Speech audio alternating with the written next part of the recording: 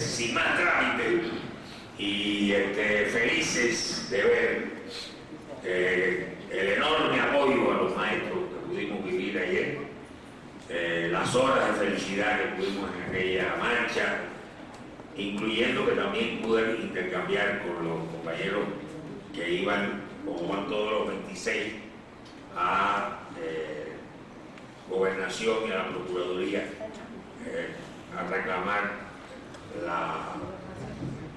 el regreso con vida de los 43 normalistas de Ayotzinapa, que también forman parte de esa gran masa humana que tenía otra misión el día de hoy. Bueno, tiene la palabra el compañero Eligio.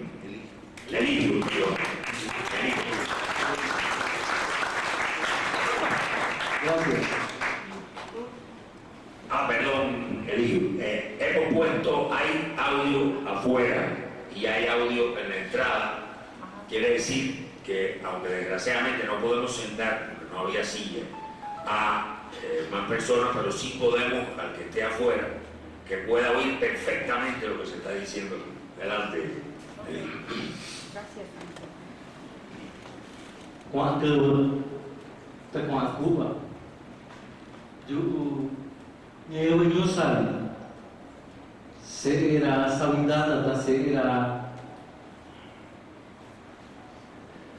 unhaisu, que resultou com a joguinha, com a jaia, canitanda, essa com nada quase, se enganou que se enganou. Já jova, eu já te dou uma, eu tava chingado. Pasan los días, pasa la hora, los mixtecos, los hijos de Sabindana, los hijos de Ocho Venado, Garra de Jaguar, estamos aquí resistiendo, peleando. No nos vencieron los extranjeros. Gracias, señoras y señores, hermanos y hermanas.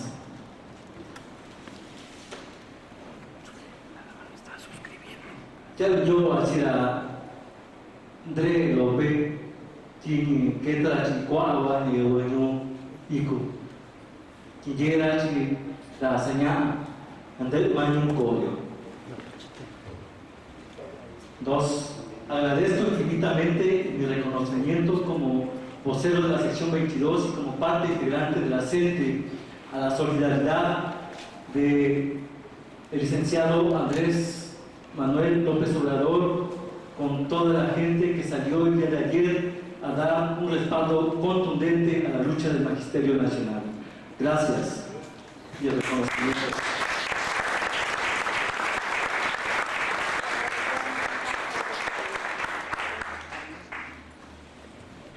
Bien, Nochistlán, educación o barbarie. Son 4 ejes los que traigo: antecedentes, los hechos, la gran consternación e indignación y la perspectiva. Inicio con los antecedentes, diciendo que desde que entró el señor Espulio Enrique Peña Nieto al poder el 1 de diciembre, recién entramos nosotros como Comité Ejecutivo Seccional en Oaxaca, junto con la CENTE y otras organizaciones del país. Salimos a las calles para repudiar su política que ya preveíamos cómo venía porque ya teníamos la experiencia en Atenco.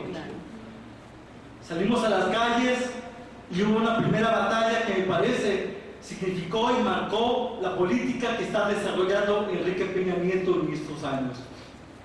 Hubo compañeros detenidos, hubo compañeros fuertemente heridos y a consecuencia de ello tuvimos varios compañeros muertos.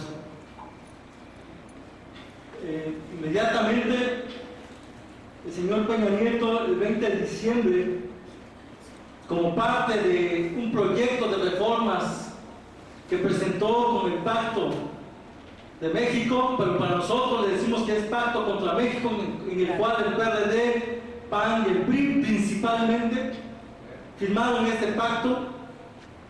Nosotros vimos que empezó a avanzar muy rápido esta contrarreforma educativa, porque el 20 de diciembre se aprobó en la Cámara de Diputados y al día siguiente en la Cámara de Senadores. El 20 de febrero prácticamente se reconoce y se aprueba en todos los estados y al día siguiente, el 27, se publica en el Diario Oficial de la Federación. Muy pocos días se hizo y se impuso. Pero en este marco nosotros, los maestros de la CENTE, propusimos, empezamos a volantear, a informar, nos movilizamos, dimos propuestas de debates a lo largo y ancho del país para que se escuchara nuestra voz y no se escuchó y la impusieron en tan poco tiempo. Tan poco tiempo que no hubo consideración a todos los que tenemos injerencia directa o indirecta en el tema educativo. Los maestros, padres de familia, los intelectuales y todos los demás actores en la educación. Que rápidamente vimos que descargaban toda la responsabilidad en contra de nosotros los maestros de lo que pasa en la educación. Entonces, de tanto insistir, ya para ir a las leyes secundarias, logramos a nivel nacional 11 foros con la autoridad que recorrimos el país. Pero aparte de eso, en total hicimos 21 foros sobre el tema educativo y obtuvimos un documento que se llama La educación que necesitamos los mexicanos. Un documento que fue ignorado otra vez. Dieron la espalda a nuestra propuesta. No se consideró nada de lo que nosotros trabajamos en esta propuesta de educación alternativa que en el caso de Oaxaca, en el caso de Michoacán, Guerrero y Chiapas estamos construyendo, principalmente las secciones consolidadas. De esa fecha que nos impusieron estas reformas, iniciamos una etapa de lucha de resistencia, de desobediencia a esta ley. De esa fecha al día de hoy, sumamos varios compañeros muertos, como de los que me acuerdo, el compañero Antonio Vivar de Tlapa, Guerrero, un balazo de alto calibre en el pecho. Con eso murió el compañero maestro de la región de la montaña. El maestro Claudio Peña en Acapulco, también asesinado por esta batalla. En la solidaridad con los compañeros desaparecidos, porque los 43 compañeros normalistas desaparecidos tienen que ver con la consecuencia de la operatividad de esta supuesta reforma educativa. Fueron desaparecidos y 3 masacrados en esa fecha. El compañero delegado del Frente Popular Revolucionario Morelos, le cortaron la cabeza y las 2 manos. Dirigente que caminaba hombro a hombro con los compañeros maestros de la CENTE y exigía la presentación con vida de los normalistas desaparecidos. Tenemos en Oaxaca más de 13 compañeros detenidos, 4 en cárceles de alta seguridad. Ni el Chapo Guzmán en este momento está en esa cárcel. Parece ser que ser maestro y tener un trabajo de lápiz, de papel, de libro y de pensar es más peligroso el día de hoy que ser narcotraficante y cargar en el hombro una metralleta.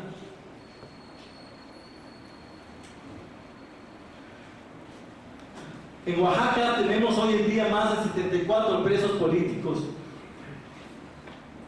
La mayoría presos por caminar hombro a hombro con los maestros del Estado.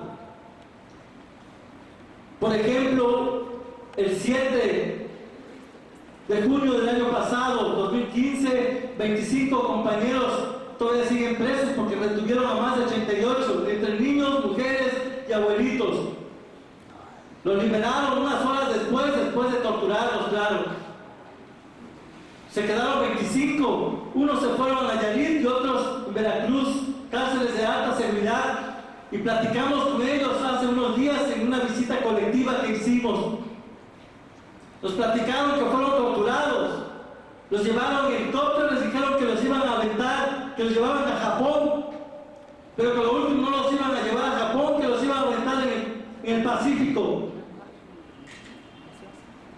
Y dijeron los federales que los tenían, que ya habían desaparecido 43 normalistas y que nada les costaba desaparecer a otros 25. Varios de ellos los torturaron, les quitaron las uñas de los pies y de las manos. Eso reportaron a la Comisión Nacional de Derechos Humanos, y la Comisión Nacional de Derechos Humanos en su informe no dijo nada de eso. Dijo que todo estaba bien, que no había pasado con ellos nada de tortura. Por eso ellos y nosotros ya no creemos en la Comisión Nacional de Derechos Humanos.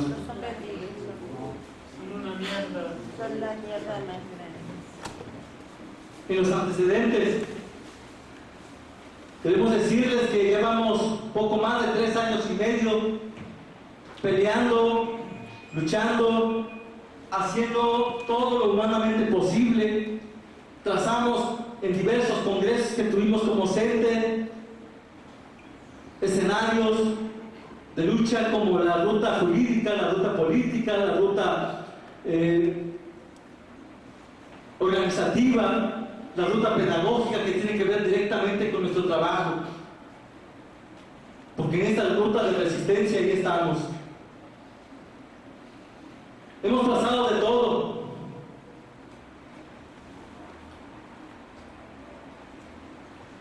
Termino esta parte de antecedentes y voy a los hechos. Lo más reciente: la barbarie del capitalismo y su modelo neoliberal. En Oaxaca hay una perspectiva del gobierno federal de implementar, de imponer 37 proyectos de saqueo de nuestros recursos naturales, porque son 37 proyectos mineros. Ese es el fondo del problema en el caso de nosotros. Otra parte es utilizar la parte de Veracruz, región del Istmo, Golfo Pacífico.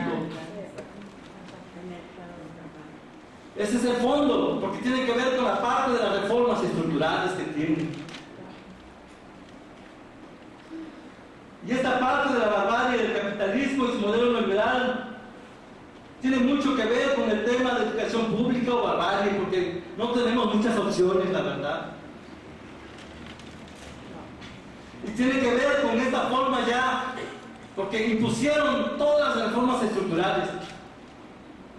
Y casi la mayoría de las reformas estructurales no tuvieron mucho obstáculo, pero sí la tienen mucho con la reforma supuesta educativa, porque se toparon con maestros dignos, con maestros conscientes, con maestros que tienen vínculo con su raíz histórica.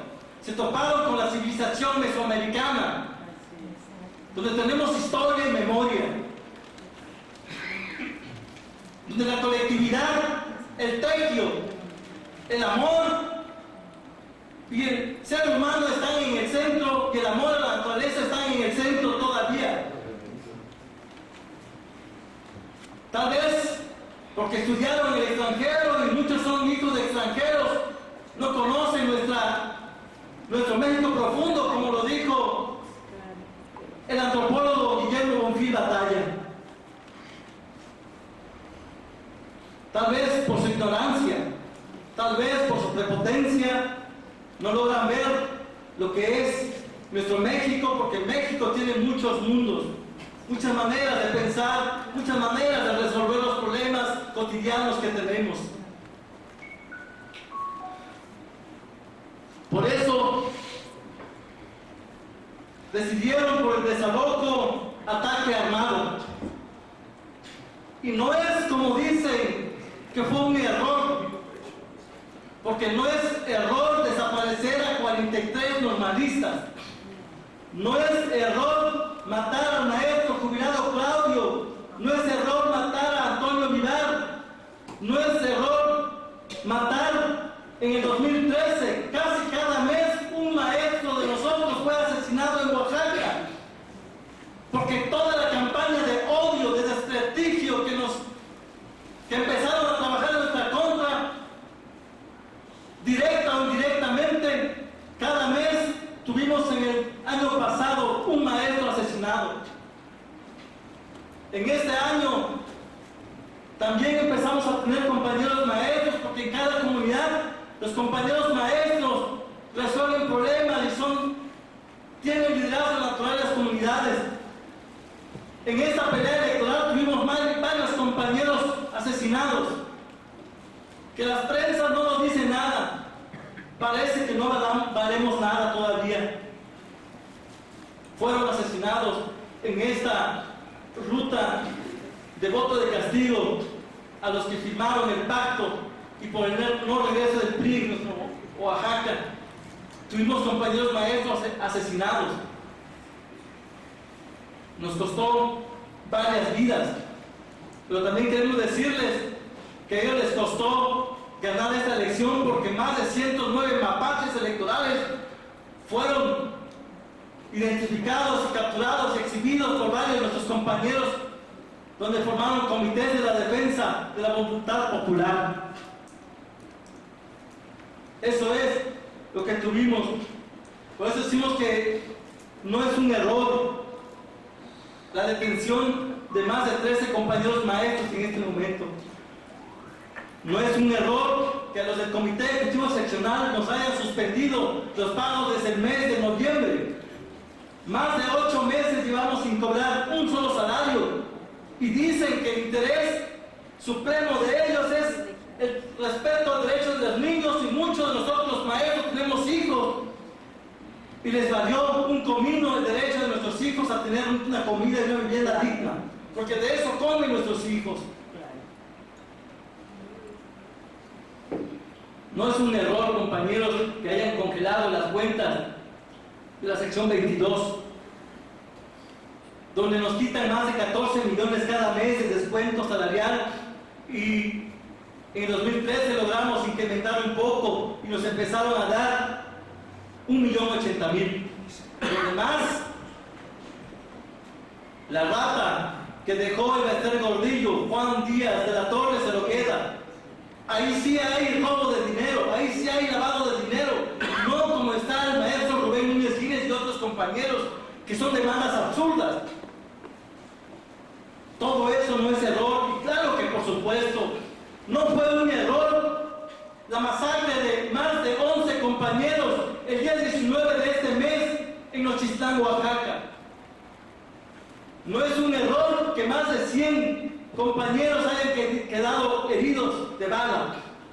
No es un error 30 familias que fueron desplazadas, que hace unas horas apenas regresaron a la colonia 20 de noviembre. No es un error que 28 niños tuvieron que ser alojados en un albergue cercano a Nochistlán.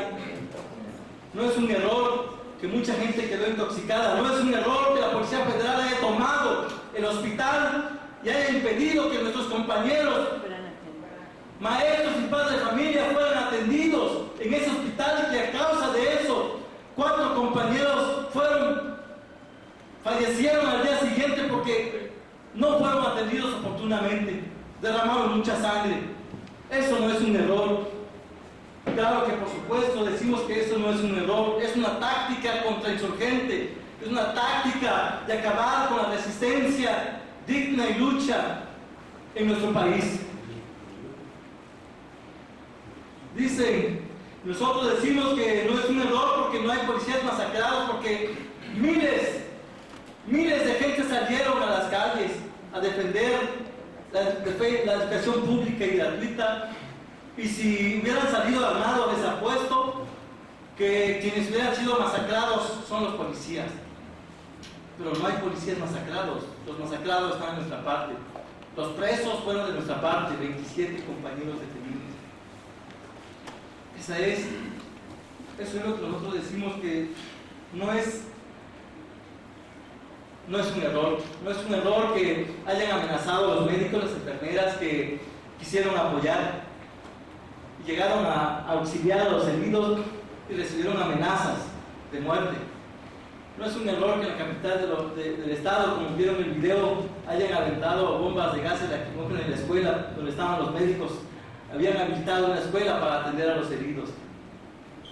Apuntar directamente con armas de fuego al pecho de una persona no es un error, es un plan.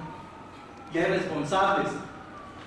Y nos queda claro que Camilo Cuevas de Agudo, el policía Moisés Robles, director del Instituto Estatal del Tiempo, de Educación Pública en Oaxaca, son responsables. El señor Aurelio Nuño, Chong y Peña Nieto son los responsables. Por eso decimos que eso no fue un error, todo lo que ha pasado. La gran consternación e indignación hizo que el pueblo haya decidido tomar el poder en las manos en Nochistlán. Desconocieron al presidente municipal, cada colonia nombró un representante y que esperábamos que algún compañero, primero de los fallecidos familiares, estuvieran acá, pero como es cumplir 8 días, tiene un evento fúnebre todavía que tiene que ver con eso, no pudieron venir para dar su testimonio aquí. Los compañeros que desplazaron al presidente municipal priista y el Consejo del Poder Autónomo y Popular, el poder del pueblo, hoy están acá, también quieren entrar en la mesa el día de hoy, pero Chong dice que son muchos ya, porque efectivamente entraron 32 la vez pasada en el primer intento o acercamiento del diálogo. Hoy llegaron también ciudadanos de Nochistlán y están en debate todavía, no sé todavía si entraron, pero hubo una respuesta. En todos los estados de la República hubo una respuesta del pueblo, de los médicos, de todos. Y claro, el día de ayer vimos una respuesta de que nos duele el corazón de lo que pasa y lo que nos hacen. Por eso decimos que hubo una gran indignación y consternación de lo que pasó. Por eso vimos miles y miles en las calles y no son 17,000. Mentira. Por eso vemos ascensos en la lucha.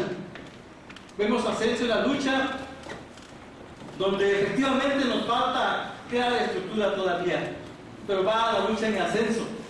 Y eso es muy importante. Vamos acumulando fuerzas, vamos creando correlación de fuerzas. La táctica y estrategia inmediata, que es la perspectiva, como último punto de participación. ¿Cuál es la que estamos planteando? Profundizar y generalizar la huelga nacional magisterial para abrogar la contrarreforma educativa y las demás reformas estructurales y vamos acumulando fuerzas y correlación de fuerzas. Eso en lo inmediato. Es decir, nosotros como CENTE iniciamos hoy con el cierre de carretera y tenemos información de que en varias partes del país, de la República, hay cierre de carreteras, cerca de los aeropuertos, cerraron el paso a los compañeros. Es muy importante la actividad que está haciendo el día de hoy, porque es una táctica inmediata de profundizar y generalizar la lucha. Nos parece muy bueno que estados donde no se veían miles en las calles, hoy las veamos en nuestro país. Eso nos alienta, nos anima, nos levanta la moral y nos hace fuerte. Y si hay momentos que lloramos, también reímos, porque esto, me parece que esta unidad va a producir un cambio en nuestro país. Claro. No solo un cambio de la educación que necesitamos, sino un cambio del país que necesitamos. Claro, bravo.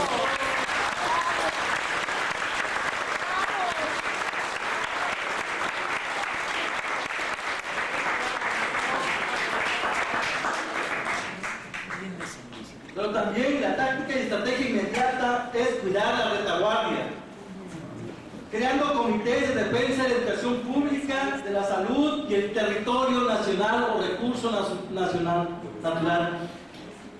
Y para eso necesitamos de todos los que estamos aquí, de los que no estamos aquí, para correr la voz, para platicar, para volantear, para convencer, para debatir en todos los espacios, para sumar fuerzas. Y esto es una táctica y estrategia inmediata, compañeros y compañeras. táctica y estrategia inmediata y a mediano plazo. Crear el frente único y la huelga política general para tirar al espurio Enrique Peña Nieto del poder y tirar las nefastas reformas estructurales. Esto quiere decir que no importa si se llama Frente Único, Asamblea General de los Pueblos de México, Asamblea Proletaria, Campesina, o como se llame, pero tiene que unificarnos y crear un programa mínimo de lucha, porque hay muchas diferencias en nosotros, sí es cierto, y más cuando se habla de la izquierda.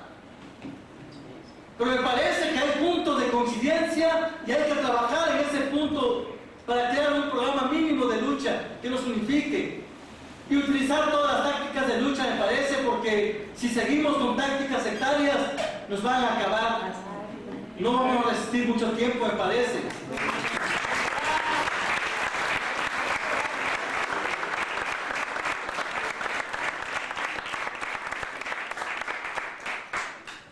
Por eso, lo que nos corresponde y la parte donde debatimos y ponemos nuestras ideas y sacamos plan de acción y sacamos proyectos estratégicos de lucha, me comprometo aquí a empezar a poner un tema en los congresos de la gente. Tal vez no pase, pero lo importante es debatir las ideas. Es, primero, revisar la experiencia en América Latina. En América Latina tenemos varios países donde ya vivieron el modelo neoliberal, tienen la experiencia de tratar de revertir este modelo neoliberal y a lo mejor están regresando otra vez, como en Argentina con Macri, por ejemplo. Pero ya hay una experiencia, ya hay un sabor de boca que es lo que vivir en un modelo neoliberal, lo que no es vivir con un gobierno netamente neoliberal, con un matiz diferente, lo que sea, pero no neoliberal. Y ahora regresan. En menos de un mes Macri despide a más de 18,000 trabajadores. Y a lo mejor todavía hay gente que cree en su proyecto, pero al ver 18,000 en menos de un mes despedidos, yo creo que ya están pensando que cometieron un error. Claro. Entonces, tenemos que estudiar la experiencia de América Latina y cómo fusionamos la lucha callejera y tal vez la lucha electorera. Yo hablo como docente porque nos cuesta mucho estar por nuestros principios. Porque en Oaxaca, cuando tocamos este tema, duramos más de 12 horas de debate para ver si salía el voto de castigo. Y de ahí se fue a la plenaria y otras 4 horas de debate. Sáquenle cuenta, 16 horas de debate. No es tan fácil, pero me parece que nada se pierde si empezamos a debatir perspectivas en nuestro país. Y, por último, tal vez de ahí dar virajes en algunas tácticas que como referente nosotros tenemos. Y aclaro, subrayo, entre un círculo lo pongo porque es una posición personal para que si hay algunos compañeros maestros no me cuestionen allá, porque respetable van a decir, tú representas a la sección 22 y debes representar la posición de todos, debatida, efectivamente así trabajamos. Por eso lo subrayo, lo pongo en negritas y cursivas, para que podamos democratizar la educación, el sindicato y el país. Me parece que tenemos que revisar algunas tácticas porque ya vamos más de 35 años luchando por estas estrategias como CENTE, como sección 22. Hemos tenido avances efectivamente, pero también hay algunas cuestiones que no hemos logrado. Eso es lo que pongo, pienso, y de mi parte empezar a debatir. Ojalá podamos ganar, si no de todos modos nada se pierde, parece. Empezar a ver si es posible dar virajes en algunas tácticas para democratizar el país, el sindicato y la educación. Gracias por su atención.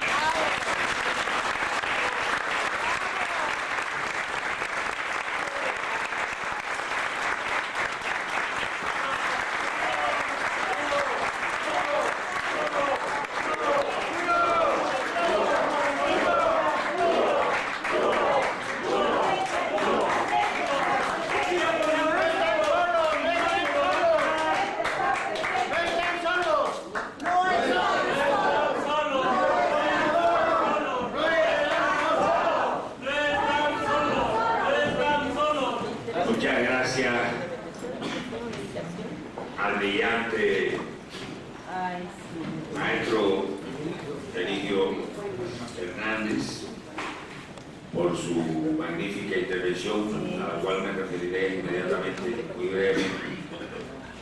Pero quiero anunciarles que Morena, para subrayar la enorme importancia que le da al apoyo a los maestros, en vista de que la compañera Jacob Colén, quien no ha podido venir, envió a la presidenta de su Consejo Nacional, la licenciada Berta Luján, a la cual le damos una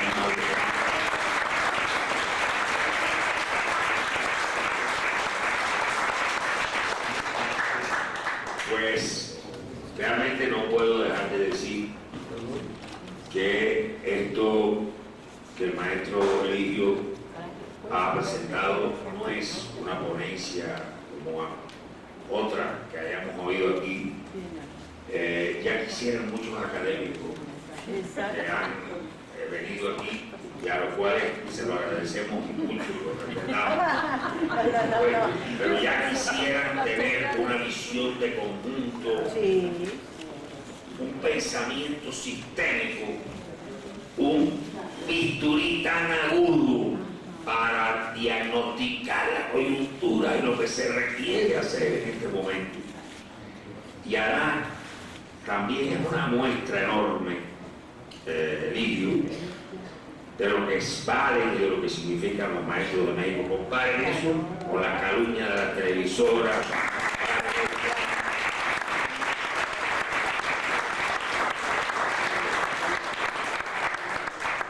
Ese linchamiento mediático injusto, miserable, a que nos someten.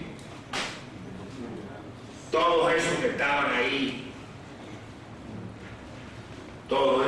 ahí, en el Águila, protestando porque no podían evadir impuestos con toda la libertad, que usan colonias de 1.000 pesos de franco, trajes Armani por lo bajito, o confeccionados a la medida en Londres. Ninguno de esos, ni todos ellos juntos, le llegan al maestro Eligio ni afuera de los zapatos.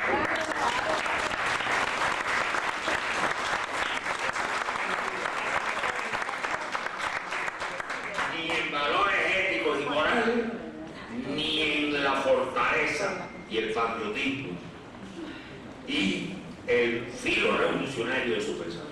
Porque lo que él ha dicho, además, bueno, comenzó hablando en su idioma, lo cual me hizo sentir emocionado.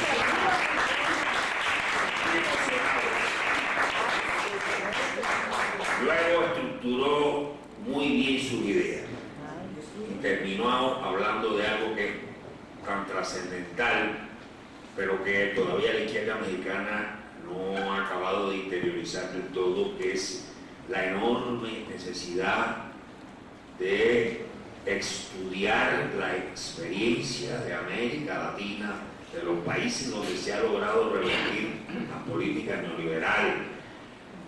Esto no es una página ya cerrada. Por ejemplo, hoy acabo de leer que la Junta de Peritos que designó el Senado brasileño por decisión del Tribunal Supremo, que no se vayan a creer que son ninguna mansa paloma, ni mucho menos, algunos son unos delincuentes, pero bueno, se vieron obligados a designar unos peritos porque bueno, no se puede juzgar a un presidente electo con 54 millones de votos con esa impunidad. Bueno, pues ¿saben cuál es el dictamen de los peritos? No hay evidencias, no hay pruebas, no hay responsabilidad de la presidenta Dilma y por lo tanto no puede haber juicio. Esa es la conclusión de los peritos. Esto es una bronca larga, no vayan a creer que esto termina aquí porque detrás de este golpe hay mucha fuerza en el mundo y en el país y en América Latina. Pero, bueno, ya es una desarma más moralmente todavía a los golpistas, que son todos unos gánsteres, una gente despreciable. Bueno, ahora vamos a escuchar al doctor Ackerman. Él vino con este libro que es tan importante para desentrañar la situación de México, el mito de la transición democrática, que por tratarse de este evento, pues tiene hoy un precio especial para quienes deseen.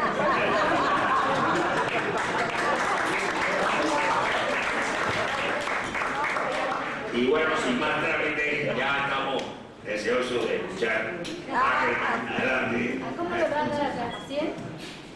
Buenas tardes, buenas noches. Un honor y un gusto, como siempre, estar aquí con mis amigos, querido Ángel Guerra.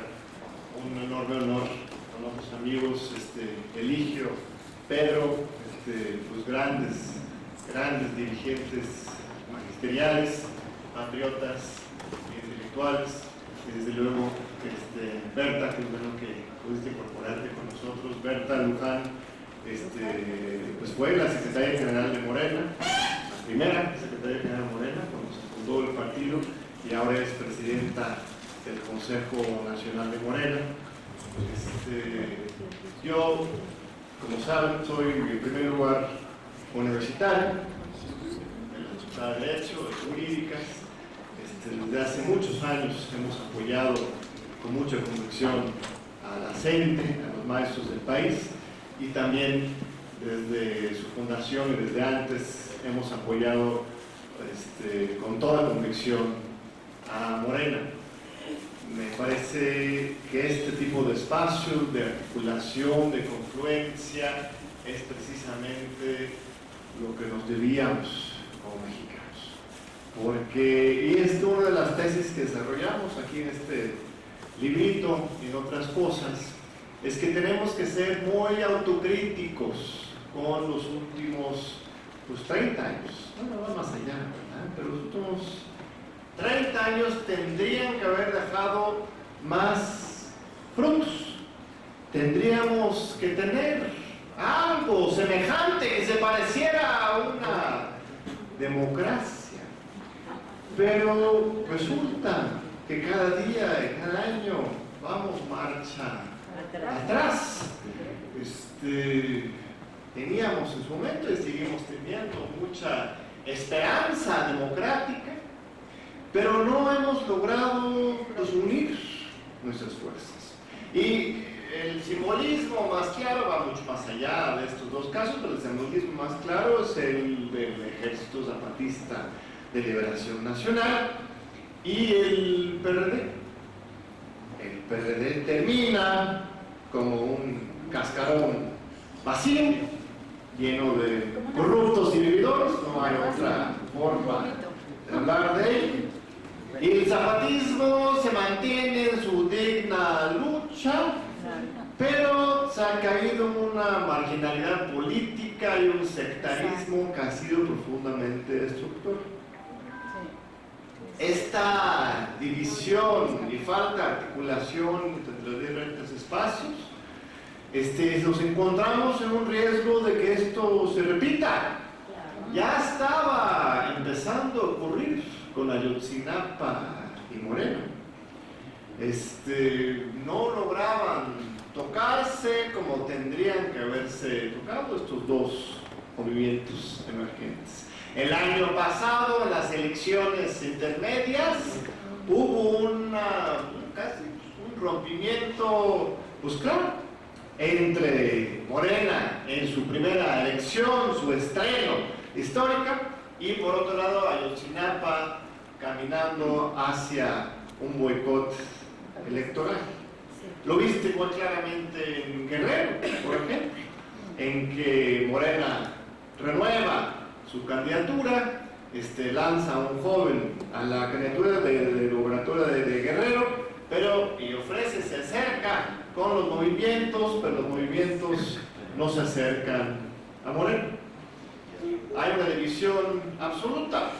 Si ves, un año después, aún antes, ahora de esta coyuntura tan álgida que nos encontramos, de repente nos encontramos en otro espacio, totalmente. No hay ni un movimiento anulista, ¿no? Hasta David Dressel quiere ser presidente de la República, imagínate.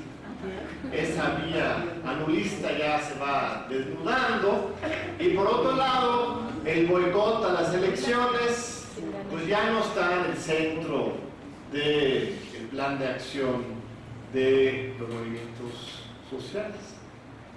Se abre un espacio para generar una confluencia y una articulación.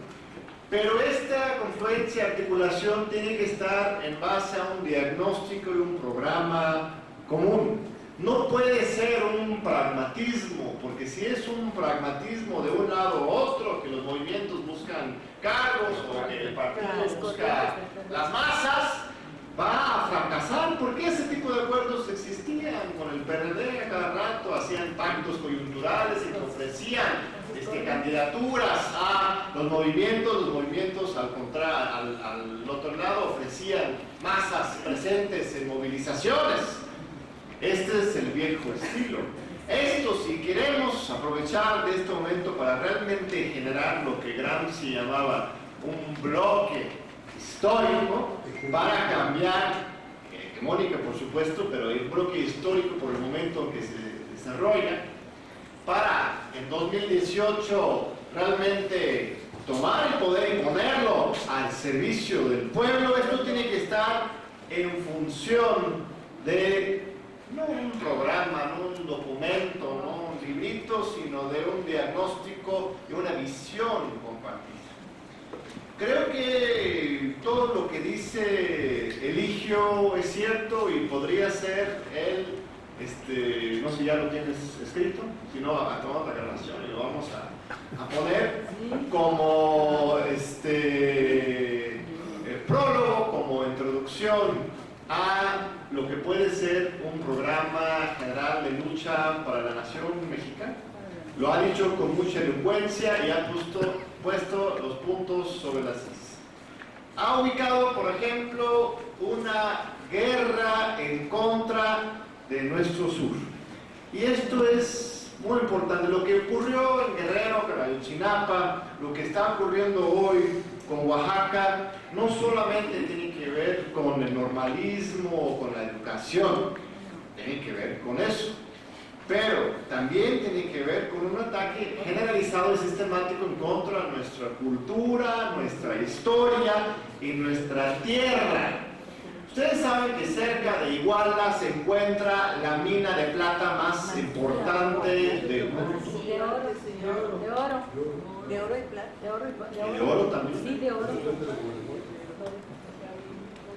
Esas mineras son de Canadá. Ustedes saben que Peña Nieto llegó a Y están en Oaxaca, son los Precisamente Oaxaca. ahora. Les comento que tuve la fortuna de hoy mismo publicar un artículo en el Toronto, el periódico más importante de Canadá, en que resumimos todos los hechos de Nochistlán e invitamos al pueblo canadiense a que se despiertan. La gente dice que en México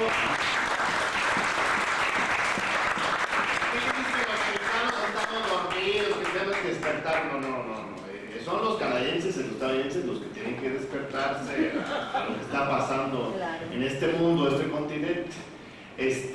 Los invitamos al gobierno, no tiene mucha confianza, pero la sociedad de Canadá, los Estados Unidos, porque nos van a reunir este miércoles Trudeau, Obama y Peña Nieto ahí en Ottawa, en que relatamos todos los hechos de Nochistlán como los vimos y como sabemos que son, no las mentiras obviamente, y invitamos a los pueblos de las Américas, pero en este caso de América del Norte, a unirse en un programa de justicia, porque esto va más allá de solamente México. Pero las minas están ahí.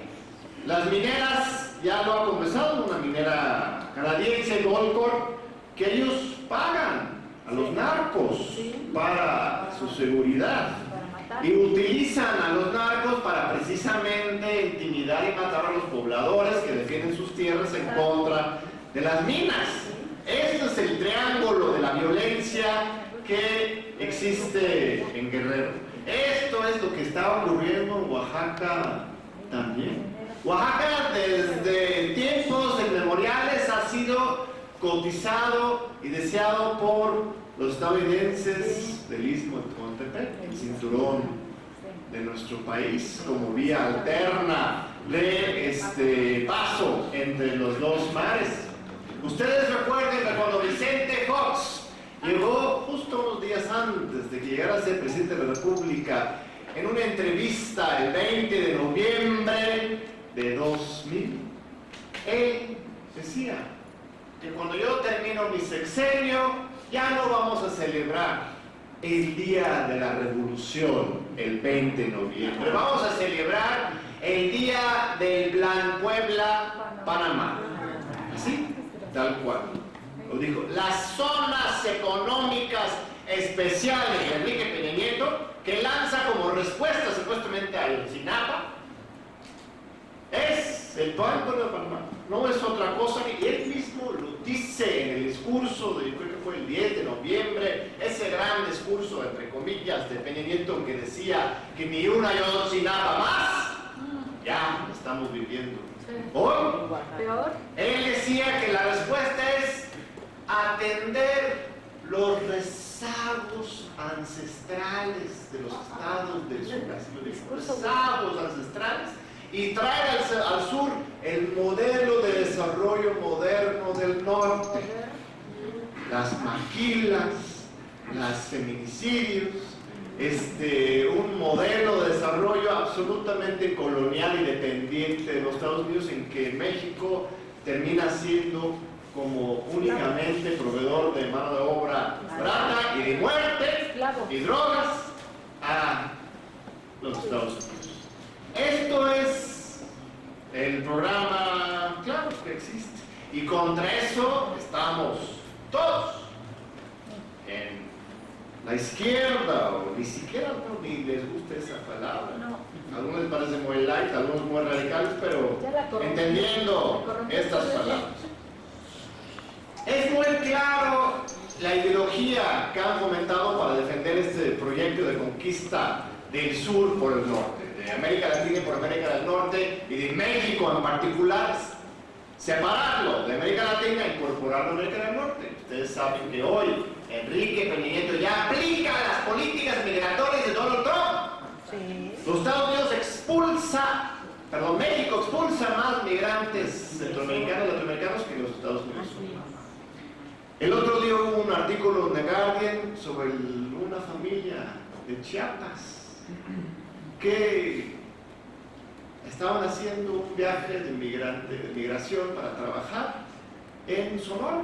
Dijo que una plantación de melones o de jimates y tomates, no me acuerdo exactamente qué.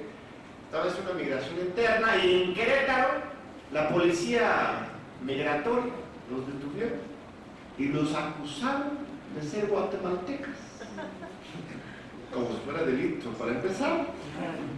Y segundo, y las señoras no tenían sus papeles, los presentaron a la embajada, al cónsul de Guatemala. Estaban a punto de deportarlos a un país que no era suyo, que ni conocían, y solamente sabemos de esto porque salió la prensa internacional, porque una ONG intervino. ¿Cuántos casos realmente están ocurriendo hoy? O sea, tenemos que ver muy claramente cómo este proyecto de Peña Nieto no es solamente reforma educativa, reforma petrolera o reforma laboral o financiera. Es un proyecto absoluto de integración, de subordinación a México dentro de esta América del Norte, absolutamente neoliberal, corporativo y represora. Por eso está ahí ahorita en Canadá, por eso hay esta reunión de los tres amigos, le dicen, de Trudeau, Obama y Peña Nieto. Él está sirviendo a este proyecto. Cuando el rector del Instituto Tecnológico Autónomo de México, Arturo Fernández, se refiere a los maestros de la CENTE como animales, esto expresa, y a Morena como un rémora de lo peor de, no me acuerdo sus frases, de nuestro pasado político. Nuestro pasado político, de lo peor del pasado político. Cuando habla de estos temas y cuando se burla de Andrés Manuel López Obrador por su crítica al frijol con gorgojo, y de manera muy emocionados dicen: mira sus frijolitos.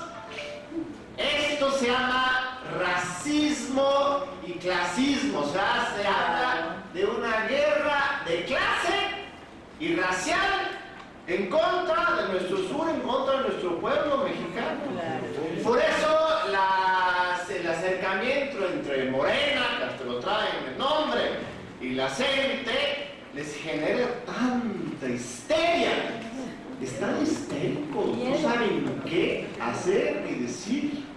La respuesta mediática a las marchas de ayer, que eran varias, la marcha de Morena, la marcha de la gente con los de Ayotzinapa, y también había la marcha de los ciudadanos despistados, que pensaban que iba a llegar hasta el Zócalo la marcha, llegaron miles al Zócalo, y estos los iba contabilizando Mancera como asistentes a su feria de servicios. Hay fotos todo el centro, desde el Zócalo hasta casi la fuente de petróleos, hasta Chapultepec, estaba lleno de ciudadanos indignados por una u otra razón, convocados por una u otra motivo. El número de los 17,000 lo sacan de la Secretaría de Seguridad Pública de la Ciudad de México, de Miguel Ángel Mancera. Ese tipo de mentiras tan brutales, exageradas, hablan de un sistema que ya no sabe ni qué hacer.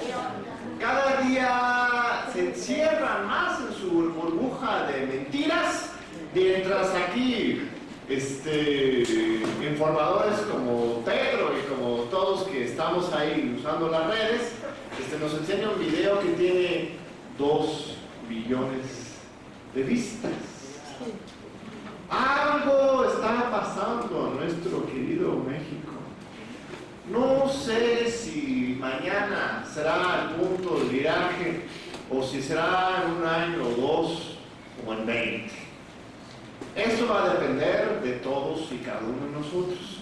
Pero lo que sí tenemos que tener claro es aprender de nuestros errores del pasado.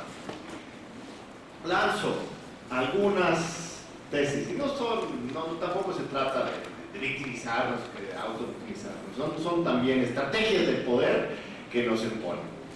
¿Qué es lo que hace el PRI? Bueno, empezamos ahí. Técnicamente, creo que tenemos que superar la consigna de fue el Estado. Los invito a la reflexión. Yo creo que fue muy importante y crucial.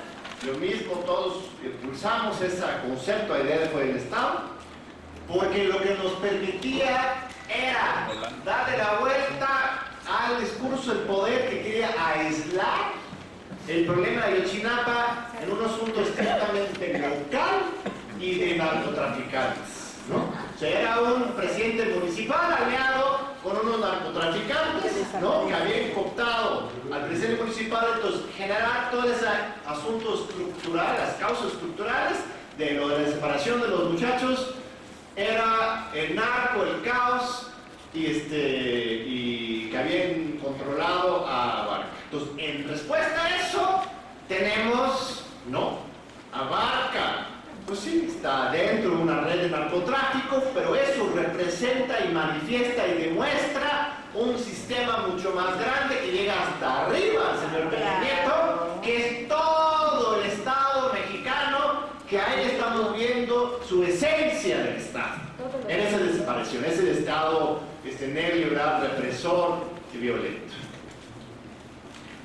El problema hoy, con esa conceptualización, que al final es una buena consigna, es una buena conceptualización, y es una buena consigna, no es que estoy de acuerdo con ello, pero creo que justamente como vamos evolucionando como movimiento social y político, tenemos que ubicar nuestro escenario desde otro punto de vista. Porque si nos quedamos con la idea de que es el Estado, nunca nos permitiremos el lujo de pretender tomar ese Estado y ponerlo al servicio del pueblo.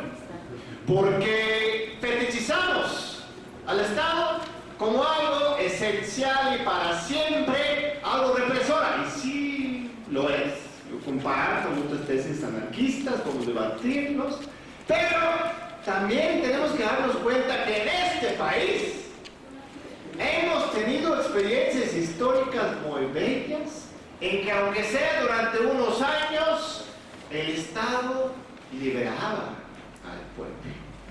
Quizás a pesar de su función dentro del sistema capitalista, pero durante algunos años lo vivimos. En 1938, el Estado mexicano expropió el petróleo, lo quitó, arreglando en un día, el 18 de marzo del 38, de las mismas empresas que hoy Peña Nieto invita a regresar con nosotros.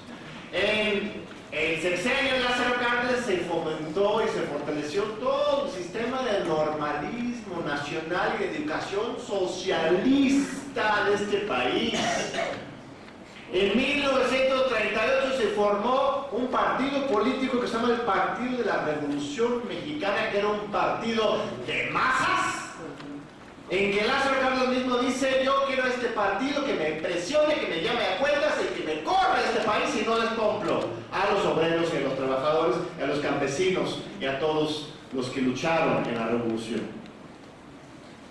Tampoco se trata de idealizar a Lázaro Cárdenas, no es un señor perfecto, pero sí es entender que este sistema, este Estado represor y corrupto no es producto de la revolución de Lázaro Cárdenas, es producto del Partido Revolucionario Institucional. El PRI se crea en 1946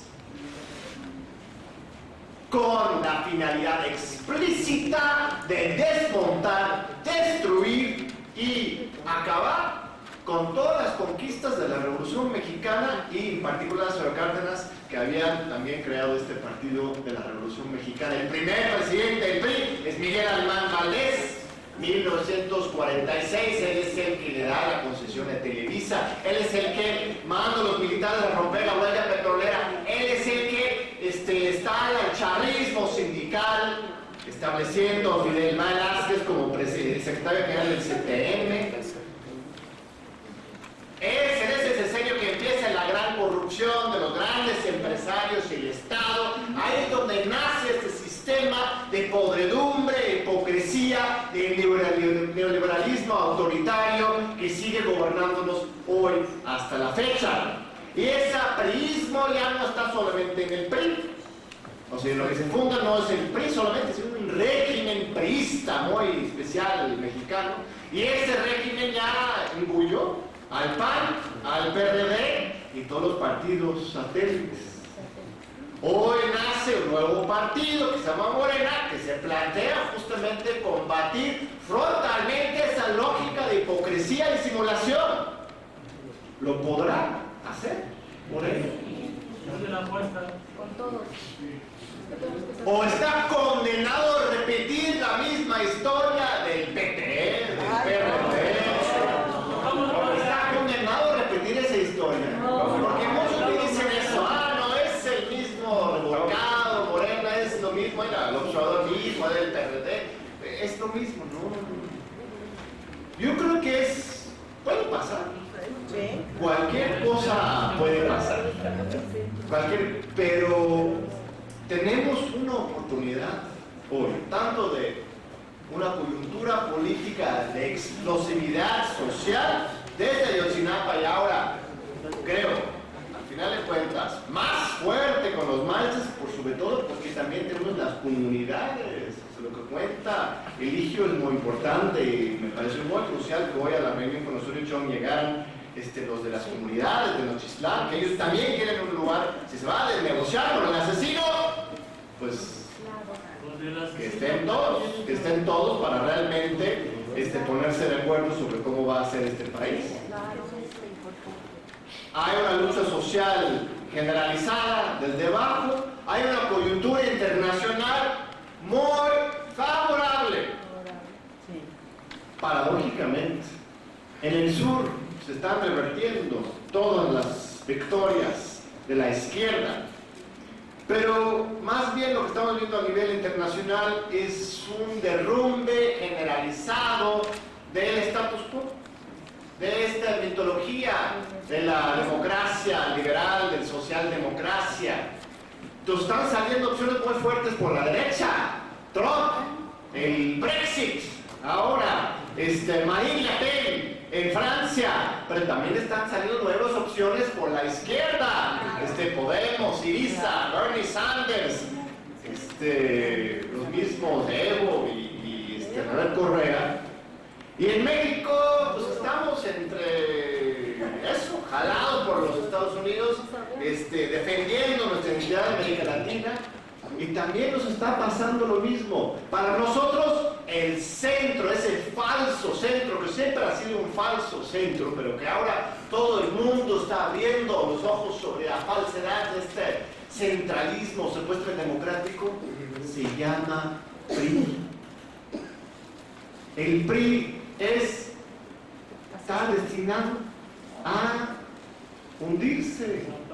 Por eso está esta represión tan desesperada, por eso está acciones tan descaradas, tan violentas. Cuando digo que está destinado a desaparecer, no es que vaya a morir fácilmente. En 2018 hay 3 escenarios. Uno es que logran otra vez comprar, intimidar y incendiar el país, porque si alguien no sabe reconocer su derrota, no es la izquierda. La izquierda asumimos constantemente las derrotas, aunque no sean derrotas, y seguimos adelante. Los que no sueltan el poder son los priistas de la derecha. Si ellos insisten por todas las vías a incendiar el país, hasta ahí mismo cancelar las elecciones y imponer, mantener y consolidar este estado fascista militar, eso es un escenario. El otro es el escenario de la derecha, que es la de Trump, y que aquí se llama las candidaturas independientes. Aunque muchos todavía siguen con esa fantasía de que una candidatura independiente puede ser progresista, ¿ustedes saben quién fue el candidato independiente a Veracruz en la más reciente elección monumental? Juan Bueno Torio, el director de Pemex con Felipe Calderón. O sea, ya lo conocemos. Yo que conozco el sistema político de los Estados Unidos, los independientes son individuos con lana, prosperosos, es eso siempre en todas partes. El Bronco tiene su rancho. El Bronco es alguien que pactó con los intereses financieros más importantes del mundo. Ese es el desahogo por la derecha, pero en México ya lo vivimos con Fox. Ya lo vivimos con Fox y con Bronco. Yo creo que ya no genera mayor emoción. Aquí la otra vía es una gran movilización de izquierda. Pero Andrés Manuel López Obrador y Morena, cual me corrige Berta aquí, no pueden ganar solos. Ellos están haciendo su trabajo, pues, en Morena, un trabajo muy decente, muy digno, así como los maestros están haciendo su trabajo desde abajo, movilizando la sociedad. Pero ni los maestros pueden ganar, ni Morena puede ganar solos. Ya lo vemos, los pobres padres de Ayotzinapa.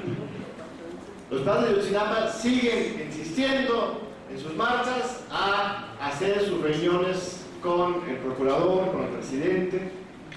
Ya están solos por varias razones. Se les han abandonado un sector de la sociedad y por otro lado también se han encerrado en una burbuja poco procedente. Entonces, con esta posibilidad de una alianza popular, democrática, electoral y social, tenemos apenas suficiente tiempo de aquí a 2 años. Apenas. Yo les invito a ponernos a trabajar desde aquí. Sí. Aquí tenemos el vocero del 22, el presidente del Consejo Nacional, y muchas buenas voluntades. Sí. En México creo que es algo que podemos hacer y es una oportunidad que después nuestros hijos nos van a reclamar si no aprovechamos de esta oportunidad que estamos ahorita viendo de frente y muy claramente. Muchas gracias.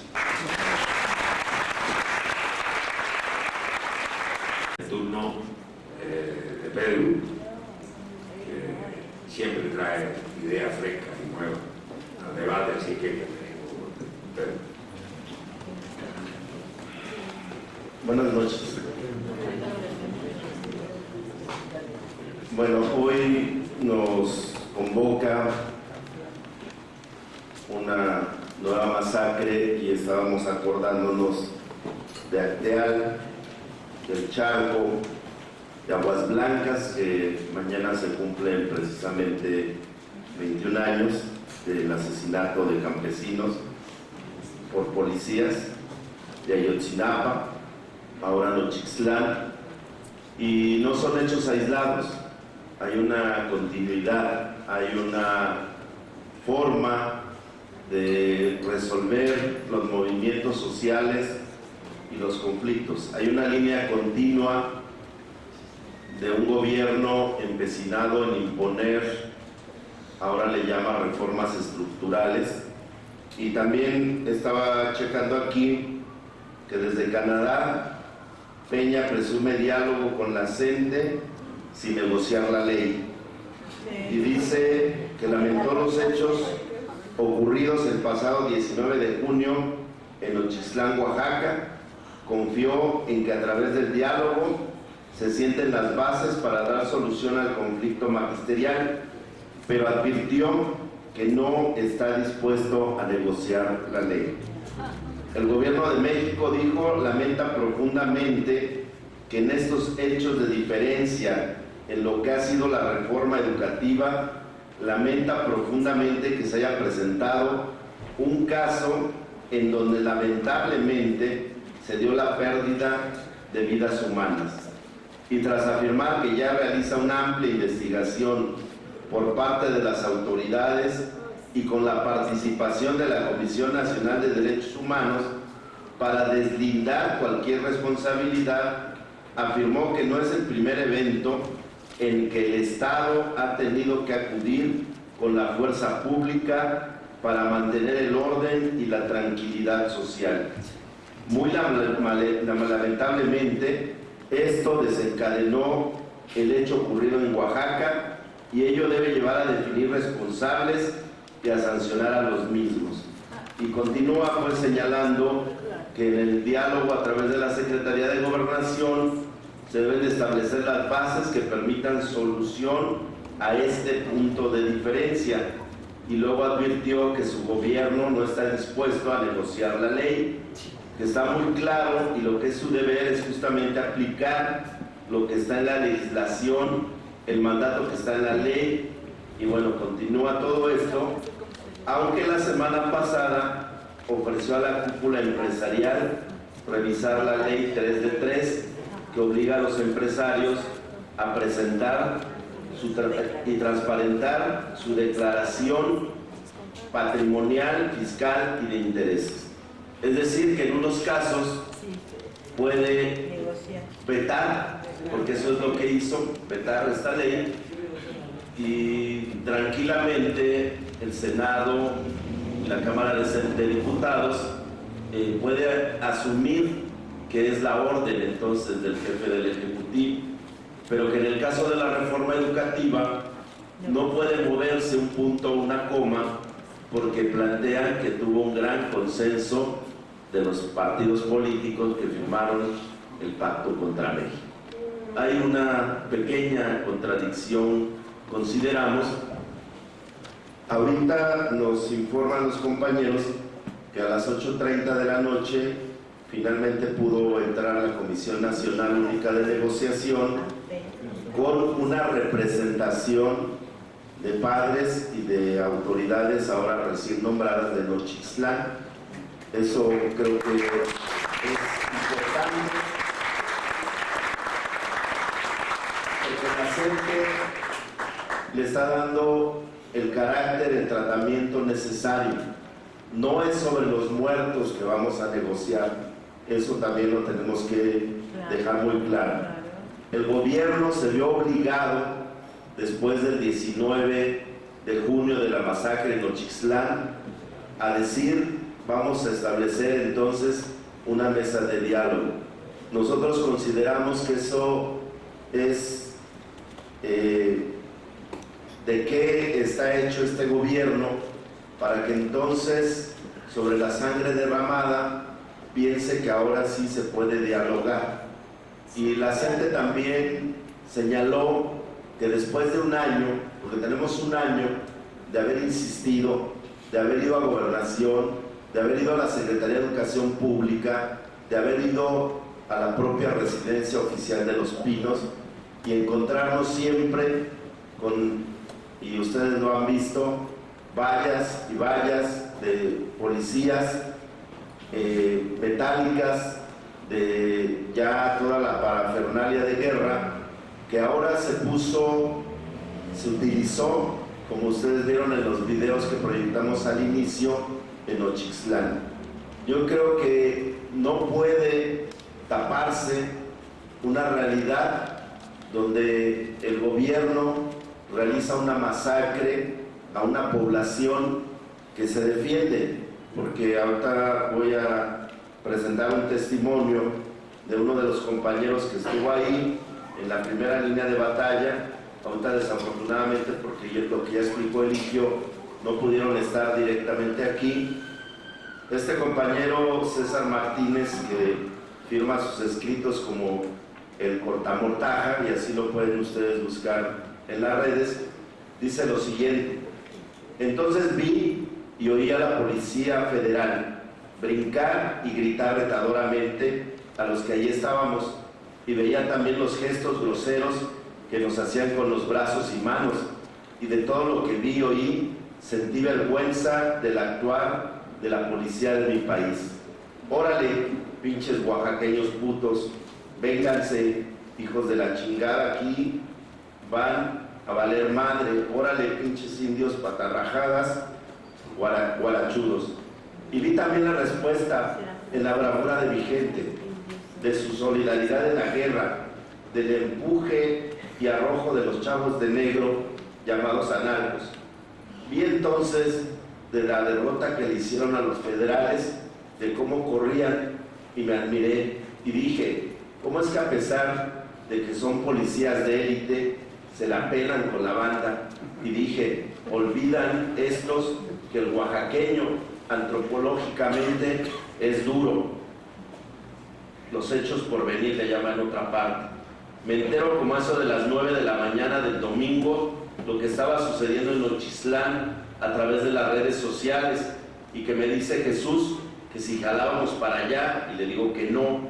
Entonces que pasa un compañero de los medios y me atora una cámara fotográfica en la mano y me dice medio en broma: hey tú, profesional de la violencia, vente conmigo. Y ya como a las 9:30 de la mañana estábamos parados ya frente al seminario de la Santa Cruz, en donde veo que hay como 15 compañeros maestros, y es entonces que llega la Policía Federal y nos repliega a todos los que estábamos ahí. Y es entonces cuando ya tomo en serio mi papel y decido entre la pluma, el papel, la cámara fotográfica, o agarrar mi rol de maestro de la sección 22. No sé si se acuerdan de un pasaje del Che donde precisamente está en este dilema, ¿no? Bueno, el compañero agarró para la organización, ¿no?, un arma precisamente. Entonces me sumo a los que los demás hacen y empezamos a juntar llantas y a poner una barricada con los 20 que ahí estábamos, y empezamos a juntar piedra y a echarle lumbre a las llantas. Entonces es cuando atravesaron un tortón blanco que venía de México y otro tortón de tipo ganadero, y ahí empezaron a llegar más compañeros de varias delegaciones de los valles centrales. Entonces empezamos a avanzar hacia la altura de Capufe. Ahí los federales nos arrebataron en la refriega una camioneta de la sección 22, la destruyeron con una furia y un odio, y le pusieron un letrero con spray que decía putos oaxaqueños, así en mayúsculas, puta madre. Eso fue lo que le enchiló a la raza y calentó a la banda, y se fue contra ellos, contra los federales, que salieron huyendo, y se fue la banda sobre Capufe a incendiar. Ahí vi la decisión y la bravura de la gente y la derrota que le propinaron a la PFP. Hasta ahí no sabíamos que había muertos en la batalla que se estaba librando en Nochixtlán. En otra parte, porque es un poquito largo, pero ustedes lo pueden bajar ahí de redes, la represión, el comienzo de todo un infierno. Ahí apareció el primer helicóptero, a volar en círculo sobre las barricadas, y ya los compañeros les empezaron a aventar cohetes, en donde por poco uno de esos cohetes le pega al helicóptero.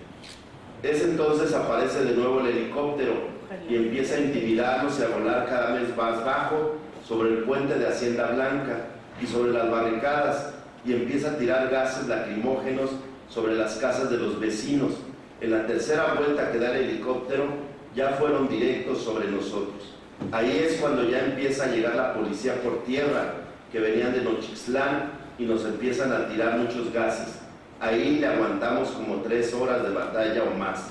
Como a las 6:30 empezó lo más fuerte.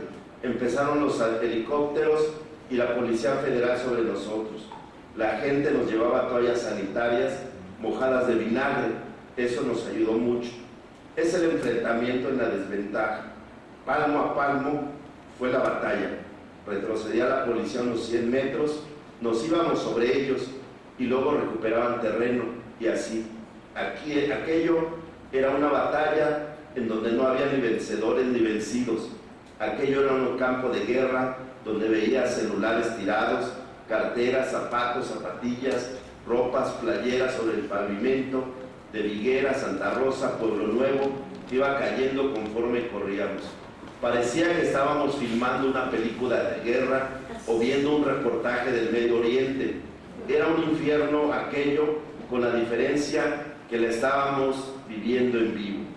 Veíamos caer las bombas de gases y cómo empezaron a girar sobre el piso, aventando aquel humo blanco, y cómo los jóvenes de negro, los más atrevidos, la tomaban con sus manos y se la regresaban a los federales.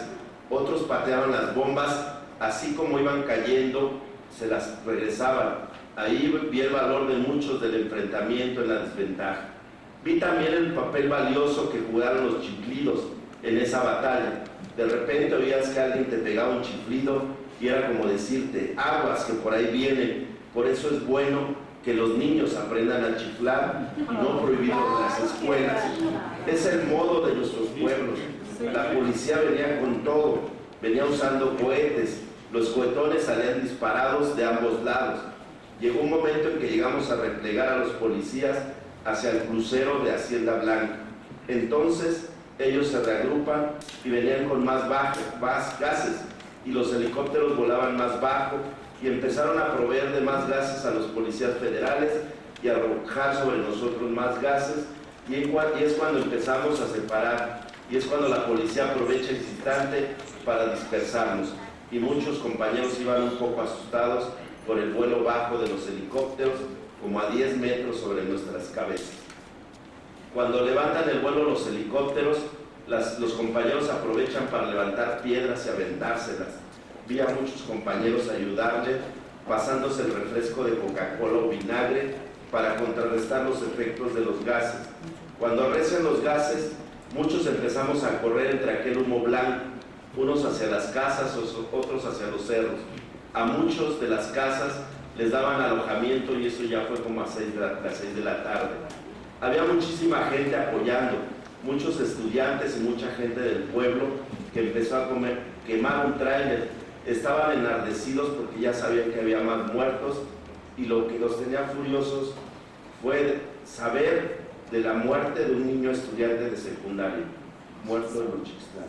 Y bueno, continúa la narración, pero yo creo que lo importante aquí que tenemos que rescatar es que esto no fue un enfrentamiento, no fue una emboscada, no fue que alguien le tiró a la policía. Todos los muertos del lado de Nochixtlán son con balas, y ustedes vieron en los videos, se utilizaron armas de grueso calibre, dicen de uso exclusivo del ejército, que en realidad no lo es, pero están ahí los casquillos, están ahí las bombas, están toda la parafernalia de guerra. Creo que no podemos permitir que esta masacre quede impune, que ellos se autoinvestiguen que la Comisión de Derechos Humanos diga que va a realizar una investigación imparcial, y tenemos que decir que fueron 11 ciudadanos humildes, trabajadores, que fueron masacrados por las fuerzas policiales. Yo creo que sí tenemos que decir que fue el Estado, porque no podemos señalar a otro responsable, en el sentido que estas masacres las viene cometiendo una y otra vez el mismo Estado, tal vez con distinto nombre, con distinta cara, con distinto grado militar o policial, pero sistemáticamente se está llevando una guerra, tal vez los teóricos le llamen de baja intensidad, que ya no es tan de baja intensidad, que implica el recuento que ya hizo Eligio de muertos, de heridos, de desaparecidos. Imponer esta reforma educativa a sangre y fuego no es una metáfora. Ustedes están viendo a los caídos, a toda esta situación donde entonces hay una estrategia militar para golpear a un pueblo ligado a sus maestros. El 19 de junio, domingo, era día de plaza en Nochixtlán. Quienes conocen a nuestros pueblos saben que es el espacio donde la gente se reúne, donde la gente intercambia, donde la gente lleva sus productos, se hace todavía el trueque. Y bueno, entender que había un bloqueo, que había una convivencia, podríamos decir, entre una acción de presión y la vida cotidiana de la gente de Nochixtlán. Al ver la situación del ataque, por supuesto que reaccionaron. Ya también Eligio dice de que están hechos los mixtecos, los zapotecas. Entonces, el gobierno dice, no fueron profesores, como si eso fuera menor, como si eso distinguiera a los muertos, como si eso entonces dijera, y hay una teoría ahí conspirativa que algunos medios han querido señalar, de que hay otros grupos con otros intereses que le dispararon a los policías. Ya solo faltó que dijeran que se autodispararon para culpar, en este caso, al Estado. Pero también tenemos que decir de manera muy fuerte que algunos de estos compañeros fallecieron por falta de atención médica, porque no se permitió la atención médica, porque la Cruz Roja no fue imparcial, y yo creo que ahí tenemos que decirlo también con todas sus letras. Es una institución que no está salvaguardando, en este caso, la vida de personas que están resultando heridas pues en una agresión. Decenas de maestros y pobladores resultaron heridos. Todavía este fin de semana había compañeros que no podían presentarse a los hospitales por el riesgo de ser detenidos, pero también hubo un momento en que no había medicamentos y no había el instrumental y no había las cosas suficientes para su atención. Inclusive el mismo 19 hubo un testimonio de enfermeras y enfermeros que voluntariamente estaban ayudando a los heridos, que dijeron, estamos rodeados aquí en una escuela donde nos ubicamos para atenderlos y los policías nos están gaseando para que no tengamos la forma, el espacio para atenderlos. Si bien los 22 detenidos de esta masacre han sido liberados, todavía hay secuelas muy fuertes, muy importantes, que yo creo que tenemos que señalar. Como Coordinadora Nacional de Trabajadores de la Educación, no vamos a quitar el dedo del renglón, que deben de ser castigados los culpables de esta masacre. Y no confiamos, y lo tenemos que decir una y otra vez, en que el mismo gobierno va a autoinvestigarse. Es como pedirle al verdugo que él mismo se imponga un castigo. El próximo sábado a las 10 de la mañana va a partir una caravana nacional motorizada de la Coordinadora a Nochixtlán, porque hacen falta muchas cosas. Entonces lo que les pedimos de manera atenta es que en el plantón están compañeros de Oaxaca responsables de esta parte, que ustedes puedan llevar. Hoy platicábamos con uno de los compañeros, porque en la escuelita acordamos operar para comprar algo de lo que hace falta, y él me decía, bueno, ahorita nos surge sueros, ya medicamentos no, ya llegaron bastantes, ya los médicos nos están diciendo que no es necesario enviar más medicamentos, pero sí necesitamos alimentos, sobre todo enlatados que puedan llegar, decía él, manzanas que pueden durar el viaje, porque no es que haya un desabasto como ha querido decir el gobierno, porque al final la gente, como en algún escrito también se puso, pues tiene totopo, tiene tortilla, tiene tejate, tiene muchas cosas que se producen en la misma comunidad. Sin embargo, entonces todo lo que pueda hacerse llegar en estos días, el día sábado una caravana va a ir a Nochixtlán. De hecho, algo que tenemos que decir es que el día de ayer mismo, una vez que culminó la marcha con los padres de Ayotzinapa, una comisión de ellos se trasladó a Nochixtlán. Algunas de las fotos que estaba proyectando pues dan cuenta de eso, dan cuenta que entonces hay una cercanía de las luchas. Y también les queremos decir que el próximo jueves 30 de junio nuevamente tendremos una movilización nacional, magisterial y popular. El punto de concentración a las 4 de la tarde será en el Ángel de la Independencia. Hay un debate importante en la coordinadora y con muchas de las organizaciones que nos están apoyando.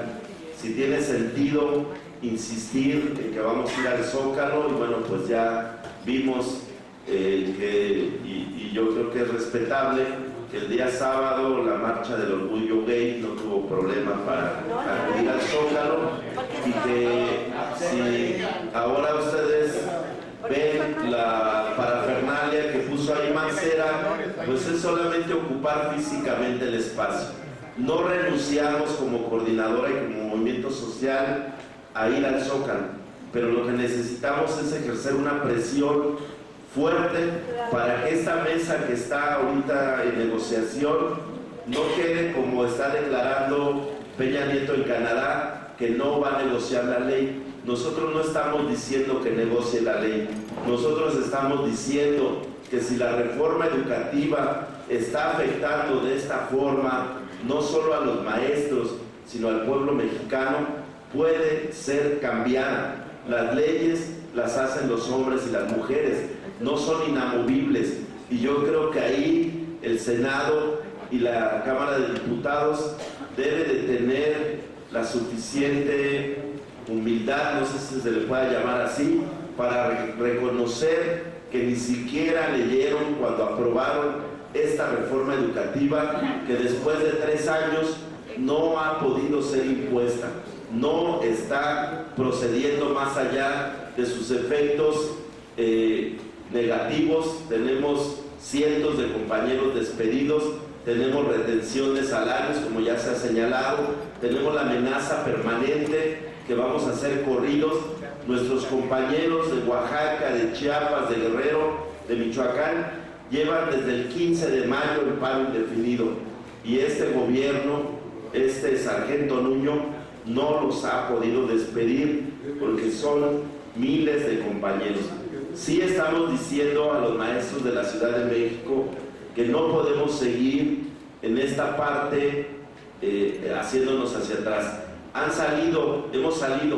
Hemos hecho paros parciales. Ahorita lo que estamos discutiendo es que tenemos que sumarnos ya a este paro indefinido aquí en la Ciudad de México, y eso puede ser un ingrediente importante para que termine de caerse la reforma educativa. Pueden disfrazarlo de lo que quieran, pueden decir que va a haber una suspensión, pueden decir que van a revisar, etcétera, pero nosotros no estamos dispuestos que haya un retroceso en esta situación muy clara donde la reforma educativa no pasó. Y yo creo que como ciudadanos tenemos que exigir que si este gobierno no tiene la capacidad de resolver los problemas que generó, no tiene nada que hacer. Claro. No solo estamos exigiendo la renuncia del sargento Nuño, es necesario que toda esta clase política, que ya también John lo puntualizó muy bien, tenemos que pelear por un cambio de fondo, por una transformación, sí por una revolución. Yo creo que también en este país tenemos que entender que los procesos han sido en distintos niveles. Respetamos, por supuesto, y yo creo que Eligio también lo puntualizó muy bien, la expresión masiva, contundente que realizó ayer Morena, lo valoramos en su justa dimensión. Creo que es un movimiento genuino, que muchos ciudadanos se sienten representados, que debe de entenderse que nosotros, como Coordinadora Nacional de Trabajadores de la Educación, mal haríamos en decir ahora pertenecemos a este o a este otro partido político. Eso hemos combatido durante 36 años en el CENTE. El charrismo sindical de Jonquitud, de Bester Gordillo, ahora de Juan Díaz de la Torre, ha hecho del sindicato una agencia de colocaciones, una agencia del fraude electoral, y bueno, ahí está el partido Nueva Alianza y todas las situaciones que ha generado, que yo creo que está muy claro. Nosotros somos un movimiento social con una representación muy amplia, y muchos compañeros ahorita están diciendo es el momento también de retomar en nuestras manos al sindicato, y yo creo que esa es otra batalla que tenemos que hacer. Pero también en la parte de la educación nosotros hemos construido una propuesta educativa. Los invitamos a que el próximo sábado a las 10 de la mañana tendremos una sesión del diálogo nacional por la educación. Es el diálogo entre nosotros, no es un diálogo con el gobierno, es un diálogo con los académicos de primer nivel. Ahí ha estado John, ahí ha estado Hugo Aboites, ahí ha estado Hugo Casanova, ahí han estado todos los investigadores de prestigio de este país, están trabajando con nosotros en un gran proyecto de educación que está aplicándose ya en muchas escuelas, y que entonces esa es la otra ruta que necesitamos fortalecer. Nosotros, para finalizar, hemos dicho democratizar la educación, democratizar el sindicato y democratizar el país. Esa parte queremos también contribuir como maestros, como ciudadanos y como pueblo. Muchas gracias.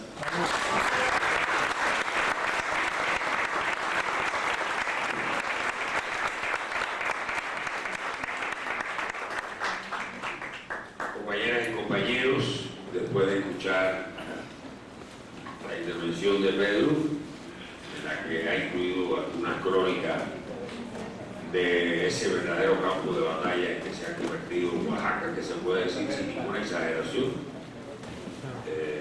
Por cierto, la crónica del maestro de apellido Martínez, de Cortamontajas, es extraordinaria. La voy a buscar en internet para leerme la respuesta, pero qué bien. Bueno, pues estamos, dado la avanzada de la hora, estamos ansiosos por escuchar el mensaje que nos trae la compañera Berta Luján, la presidenta del Consejo Nacional de Morena. Adelante, Berta.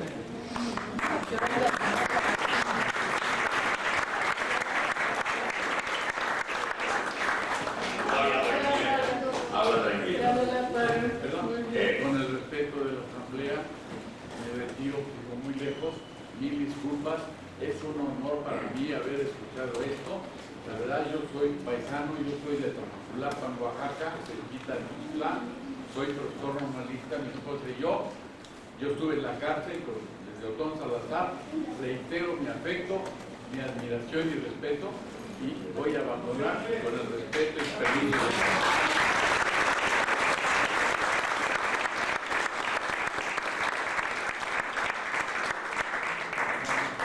de un veterano maestro con su esposa, veterana maestra también de Oaxaca, que ha saludado a los compañeros de la mesa, en particular a Egidio, Y bueno, pues tiene la palabra Berta sin más trámite, y muchas gracias por su mensaje al maestro de Oaxaca, que ya se está despidiendo. Un abrazo, maestro. Adelante. Creo que la presencia del maestro lo que trae aquí como significado es esta lucha extraordinaria de los maestros, que no es de hoy, sino que es una lucha histórica en el país. Los maestros se vienen movilizando y vienen luchando desde hace muchísimo tiempo. Fueron parte de estas movilizaciones alrededor de la expropiación petrolera, alrededor del proyecto educativo que el gobierno de Lázaro Cárdenas echó a andar. Y fueron los maestros, los soportes de este proyecto, los que llevaron adelante algo tan importante como es pues muchos de los contenidos que hoy tenemos en el sistema educativo nacional. Entonces, no es raro que los maestros estén hoy en las calles, que estén luchando, que estén dando la batalla a nombre de muchos, no solamente de ellos, porque como decía Pedro ahorita, están luchando por la democracia en el país, por un cambio que necesita el país para todos los mexicanos. Están luchando por la democracia sindical, que es un problema que no solamente afecta a los maestros, sino a todos los trabajadores en el país, a los obreros, a los empleados, esta imposibilidad de organizarse para defender sus derechos, para defender su estatus. Creo que el magisterio lucha, o que nos deberíamos preguntar por qué los maestros siempre luchan. Yo creo que por lo menos que hay 3 respuestas. Estaba yo pensando ahorita en eso. Una de ellas es pues seguramente su extracción, ¿verdad? Su origen de clase de la mayoría de ellos. Otra razón puede ser el contacto directo que tienen con la gente, con la población, sobre todo aquellos que están en la educación pública, los que están en el campo, los que están en la ciudad, que se topan con los niños que llegan hambrientos a la escuela, que se topan pues con toda esta realidad que está alrededor de sus alumnos y que incluyen a los padres sin empleo, los problemas de violencia en sus casas, el contacto con la realidad. Y la tercera, pues es el grado de conciencia que tienen. Se trata de un sector que está concientizado, un sector que estudia, que piensa, que instruye. Entonces yo creo que estos 3 elementos están presentes en esta historia de participación combativa de los maestros en nuestro país.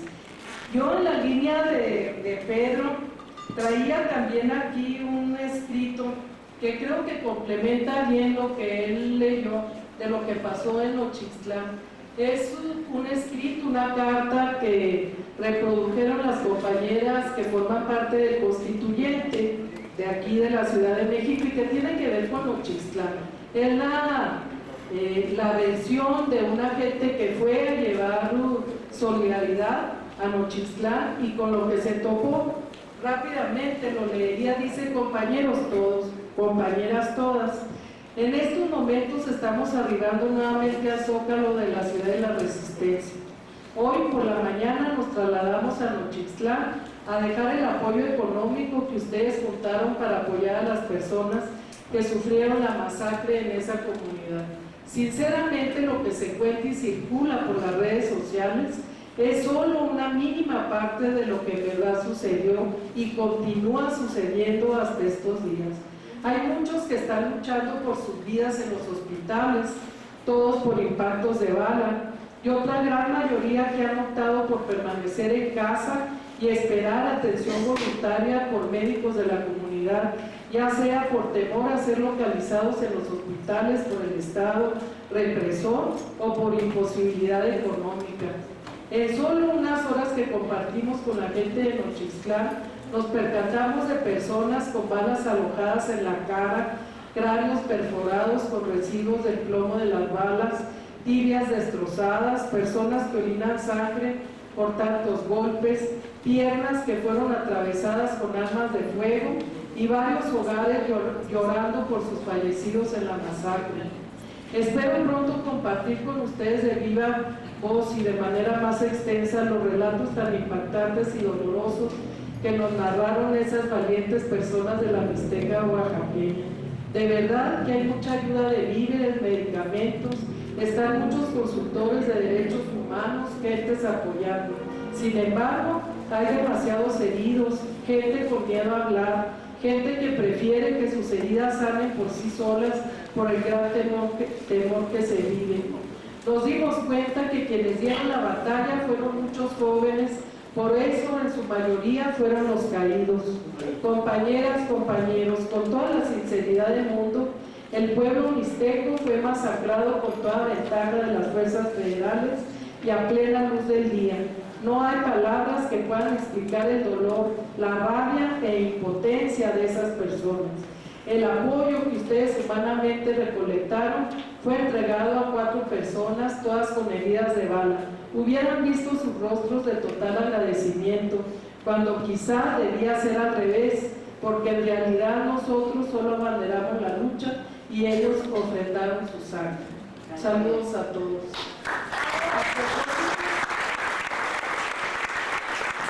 La importancia de la solidaridad, esto que estaba planteando el maestro, de que va una comisión a Nochistlán a llevar estos apoyos, pues vean la importancia que tienen.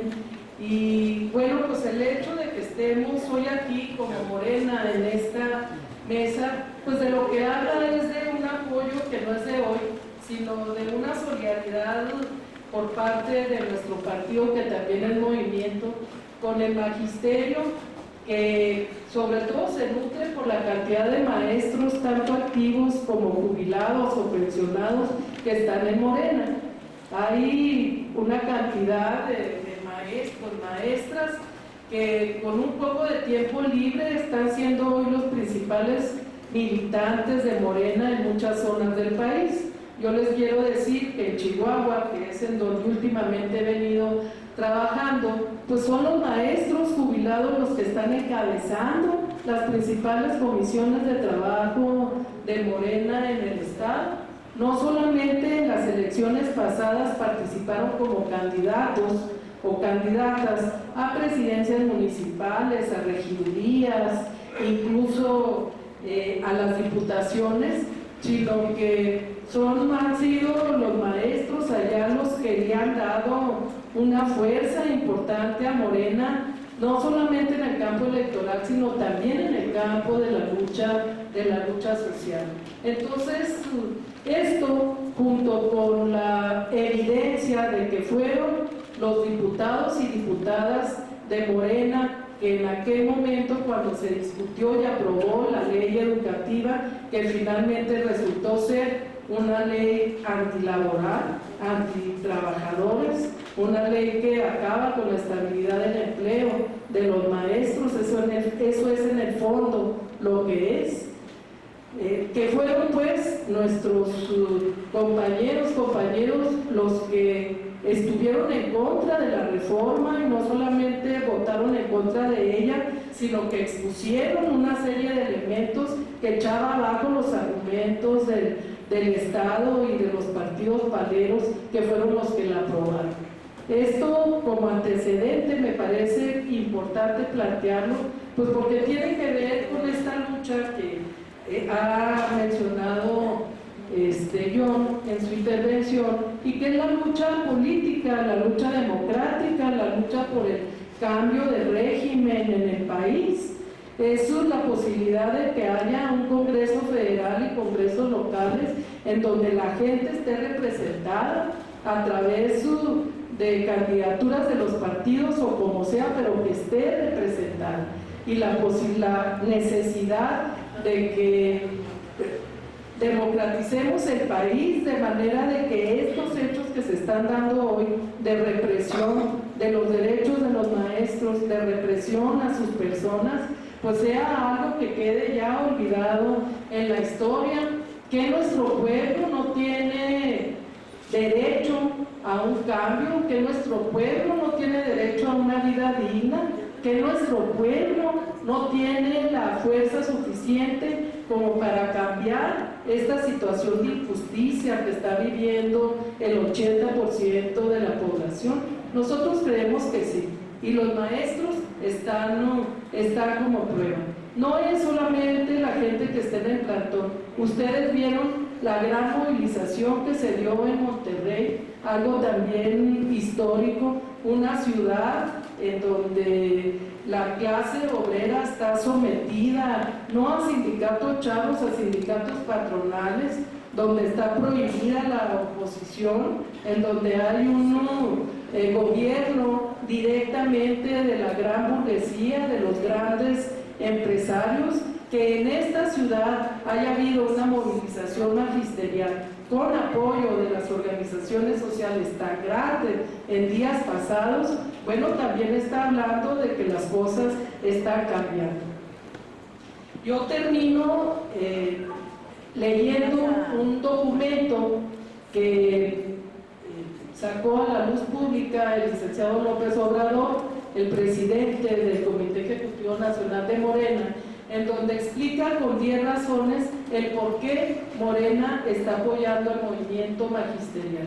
Esto que ustedes vieron el día de ayer, esta gran movilización, algunos la quieren menospreciar diciendo, pues sí, vino muchísima gente de fuera, pero los acarreados. Claro, ¿cuánto le costó al partido traer a la gente? Yo les quiero decir que la gente realmente que viene de fuera, que viene de los 31 estados de la República, realmente es un esfuerzo muy grande por venir hasta acá. Los compañeros de Chihuahua tienen que cooperar no solo para su transporte, para su comida, para quedarse una noche aquí, y 3 días le tienen que invertir a la venida, a la visita a la Ciudad de México. Ya no digamos los de Baja California, los de Sonora, los de Yucatán. O sea, es una movilización de personas no acarreadas, de gente que vino o porque está convencida de la lucha de los maestros, de su justeza, pero también de gente que está convencida que solamente la movilización del pueblo es la que detiene la represión y la que puede cambiar las cosas en este país. El licenciado, repito, López Obrador, presentó este documento de explicación que creo que habla por sí mismo y no necesita pues mayor voz. Está dirigida, ya se me fue. ¿Quién lo tiene? Ella lo tiene. En la casa, aquí está. Pero dice al pueblo de México, a la opinión pública, amigos. Explico las razones por las que apoyamos a los maestros de México. Aunque siempre lo hemos dicho, es necesario reiterarlo porque existe una intensa campaña de desprestigio contra los maestros en periódicos, estaciones de radio y televisión para hacer creer que no dan clases, que gozan de muchas garantías y que sus protestas perjudican a niños, jóvenes y a la población en general. Indigna que quienes manejan tras bambalinas esta campaña sean en realidad los principales responsables de la tragedia nacional y del atraso educativo. Y aunque parece increíble, están creando con esta propaganda mentirosa las condiciones para hacer de la enseñanza y del aprendizaje un jugoso negocio privado. Estas son nuestras consideraciones. 1. En nuestro país los gobiernos neoliberales o neoporfiristas ni siquiera han tenido la voluntad ni la dignidad para elaborar planes y programas propios de desarrollo y enfrentar los grandes problemas nacionales. Las llamadas reformas estructurales han sido impuestas desde el extranjero y han significado la privatización de empresas públicas, del petróleo, la industria eléctrica, las minas y la seguridad social. Al mismo tiempo, los gobiernos títeres han aumentado los impuestos, el precio de los combustibles y han eliminado derechos y prestaciones que se habían conquistado en beneficio de los trabajadores. El resultado está a la vista. El pueblo de México sufre pobreza, inseguridad, miedo, desempleo, carestía, incertidumbre, y solo una pequeña minoría vive con ostentación y colmada de atenciones y privilegios. 2. La mal llamada reforma educativa forma parte de la agenda que desde hace más de 30 años han venido imponiendo los organismos financieros internacionales con la complicidad de la mafia del poder en México. 3. La reforma educativa no resuelve el grave problema de la falta de oportunidades para estudiar ni el de la mala calidad de la enseñanza. Simplemente busca reducir a los maestros a la indefensión laboral para transferir a los padres el costo de la educación, cuando menos el mantenimiento de los planteles escolares, creando así las condiciones para que el gobierno incumpla y desatienda su obligación de garantizar educación libre y gratuita para todos. 4. No es cierto, como lo pregonan los voceros del régimen, que la educación preocupe a los políticos corruptos y a los traficantes de influencias, porque los hechos no hacen nada para enfrentar el fondo del problema ni para combatir el hambre y la pobreza. Tampoco les importa mejorar la infraestructura educativa. Según datos recientes, el 48% de las escuelas públicas no tiene drenaje, el 31% no cuenta con agua potable, el 12.8% no tiene baños o sanitarios y el 11.2% no tiene luz. 5. Una prueba clara de que al gobierno no le importa la educación es el trato discriminatorio y humillante que reciben los jóvenes cuando desean ingresar a las universidades públicas. Son rechazados con el pretexto, la descarada mentira de que no pasan el examen de admisión. Téngase en cuenta que las colegiaturas en escuelas privadas de nivel superior cuestan las menos caras entre 3 y 5 mil pesos mensuales, lo que equivale al ingreso total de la inmensa mayoría de las familias mexicanas. Así, cada año, miles de jóvenes son excluidos y marginados. 6.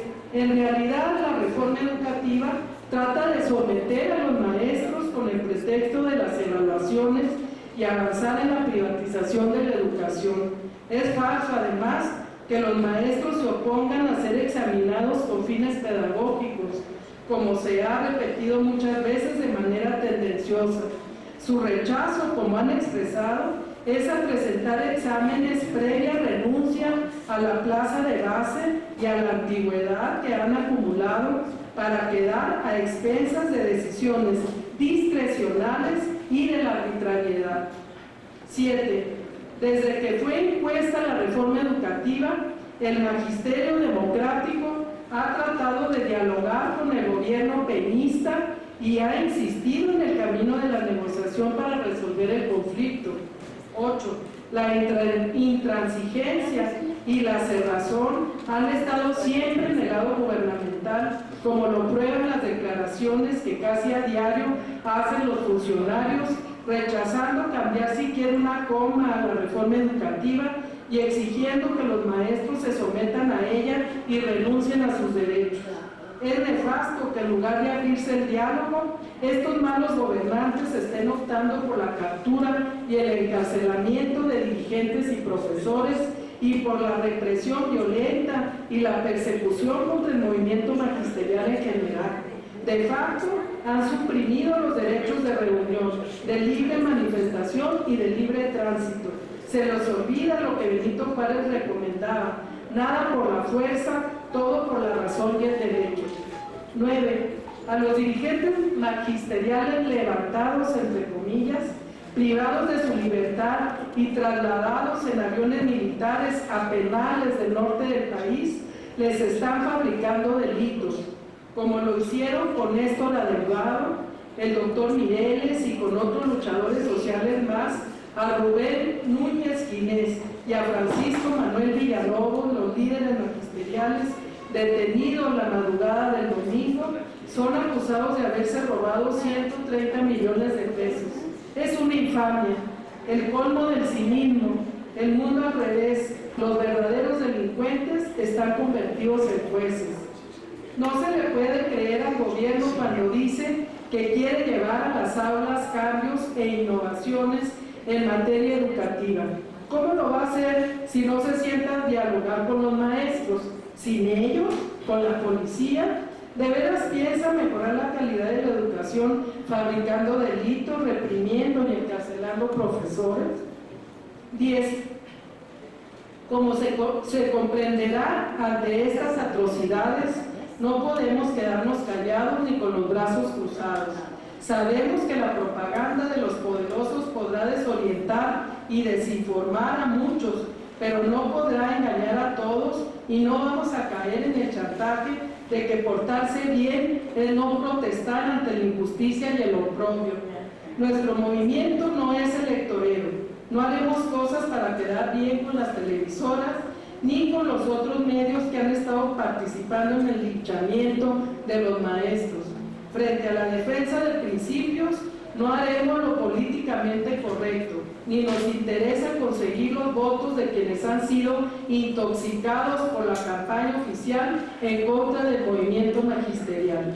Siempre actuaremos con honestidad, rectitud y congruencia, es decir, con auténtica solidaridad, en este caso, a favor de un movimiento social justo y digno, el movimiento magisterial. Por estas razones, hemos decidido convocar a militantes y simpatizantes de Morena a una marcha mitin del Ángel de la Independencia al Zócalo el domingo 28, bajo 3 demandas básicas. Domingo 26 de junio, con 3 demandas básicas: el cese a la represión, la liberación inmediata de los maestros injustamente detenidos y la apertura de un diálogo para revisar y formular una verdadera reforma educativa con el consenso de autoridades, maestros y padres de familia.